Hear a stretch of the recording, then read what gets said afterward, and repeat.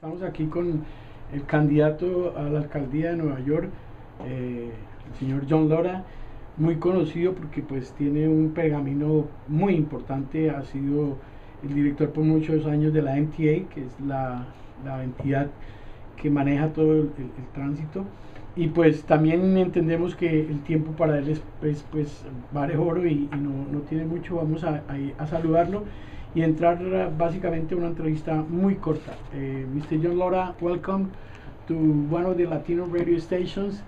Hola.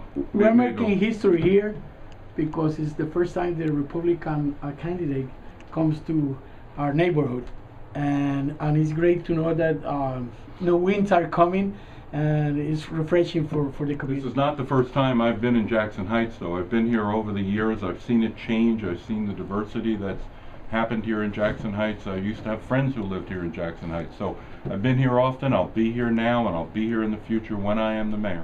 One of the situations right now that is coming to the city and the community in general are preoccupied is what is going on about the BEAT, the business development that is a feud there for the owners of the pop-up store places where they are trying to defend in whatever they have, and they are very scared of the big proposal that are coming regarding the new stores and big stores that are coming, that are taking over what it used to be the junkyard.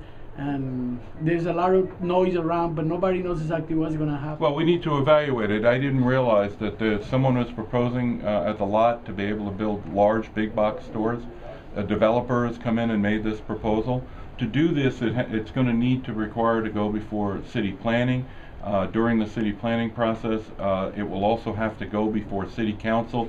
All during that period of time, there will be a lot of information about the project. You cannot build anything like that in the city of New York unless you finish and complete the public hearings, which during the public hearing process will be a thumbs up or a thumbs down. People in the community should feel assured that shouldn't be fearful, but there's going to need to be a lot of open communication with what happens to that property going forward in the future. Everything is like a chain, because at the same time now all the land that is near the City Field Stadium are becoming piece of gold, and everybody is very scared of the gentrification because will that happen to the area, that more Caucasian will start coming in and like kicking out somehow the Latino that have been here for years? It's hard for me to say where the demographics are moving.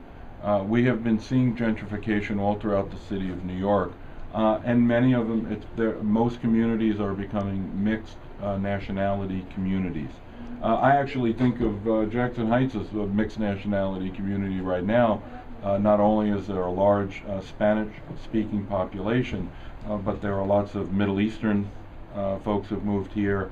Also folks from Pakistan who I've met here on many occasions. When it comes to worrying about it, one of the things that I always talk about is the need for affordable housing in New York.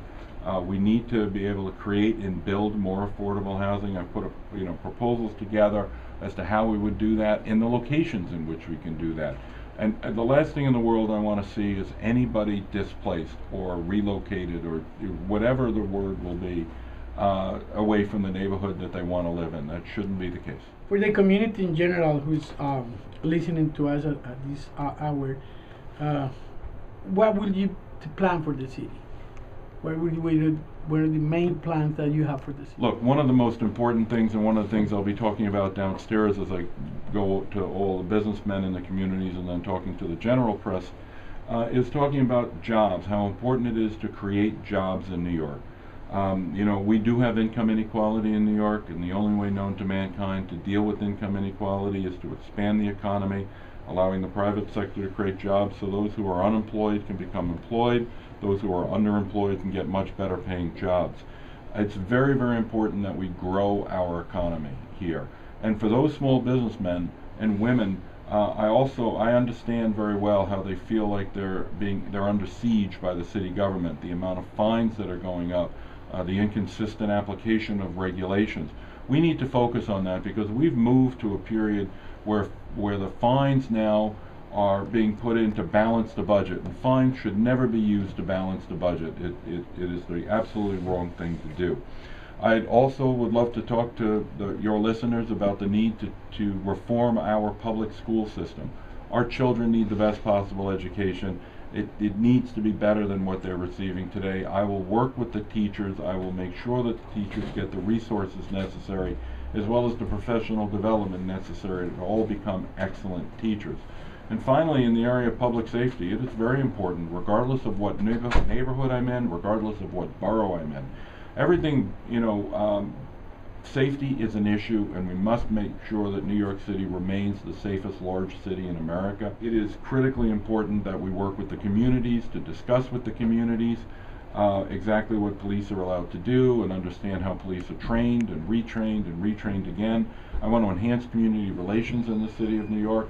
And quite honestly, my guiding effort throughout this entire campaign, my guiding principles throughout this campaign, are that I want the city to continue to be a great place to live, a great place to work, a great place to have fun, but most importantly, a great place for us to continue to raise our families. Knowing that your schedule is very tight, we hope that you'll be here when you become mayor. I will do my best to be here before I become mayor, as well as when I become mayor. Great. So thank you very, very much. Thank you for having us. Gracias.